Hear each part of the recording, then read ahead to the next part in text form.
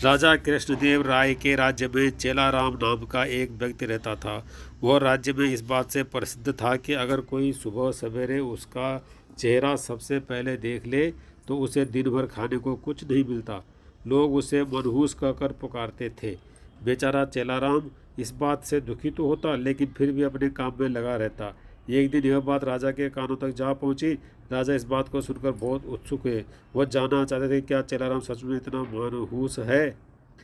अपनी इस उत्सुकता को दूर करने के लिए उन्होंने चेलाराम को महल में हाजिर होने का बुलावा भेजा। दूसरी ओर चेलाराम इस बात से अनजान खुशी खुशी महल के लिए चल पड़ा। महल पहुंचने पर जब राजा ने उसे देखा तो वह सोचने लगे कि यह चेलाराम तो दूसरों की भांति सामान्य प्रतीत होता है। यह कैसे दूसरे लोगों के लिए मनहूसियत का कारण हो सकता है। इस बात को परखने के लिए उन्होंने आदेश दिया कि चेलाराम को उनके शयन कक्ष के सामने वाले कमरे में ठहराया जाए। आदेश अनुसार चेलाराम को राजा के कमरे के सामने वाले कमरे में ठहराया गया। महल के नरम बिस्तर, स्वादिष्ट खानपान व राजसी ठाट बाट को देखकर चेलाराम बहुत खुश हुआ। उसने भरपेट खाना खाया और रात को जल्दी ही सो गया। अगली सुबह जल्दी ही उसकी आंख खुल गई, लेकिन वह बिस्तर पर ही बैठा रहा। इतने में राजा कृष्णदेव राय उसे देखने के लिए कमरे में आए। उन्होंने चेलाराम को देखा और फिर अपने हर रोज़ के जरूरी काम के लिए चले गए।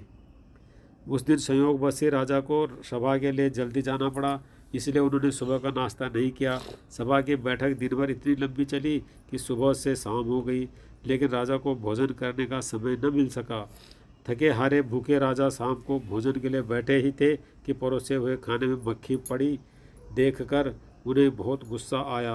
उन्होंने भोजन न करने का निर्णय किया।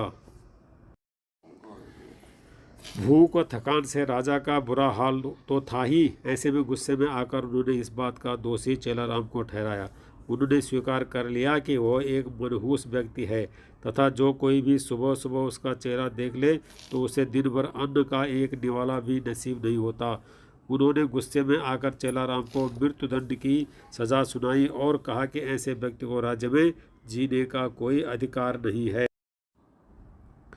जब यह बात चेलाराम को पता चली तो वह भागा भागा तेनालीराम के पास पहुंचा।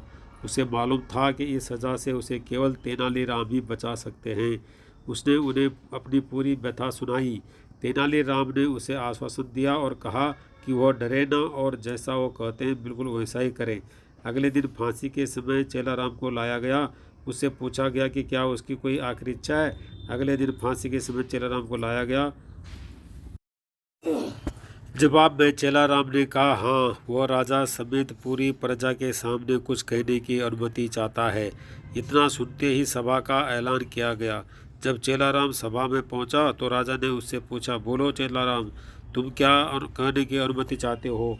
चेलाराम बोला, महाराज, मैं केवल यह कहना चाहता हूँ कि अगर मैं इतना मनहूस हूँ कि जो कोई मुझसे सुबह देख ले तो उससे दिन भर भोजन नसीब नहीं होता, तो आप भी मेरी तरह एक मनहूस ही हैं।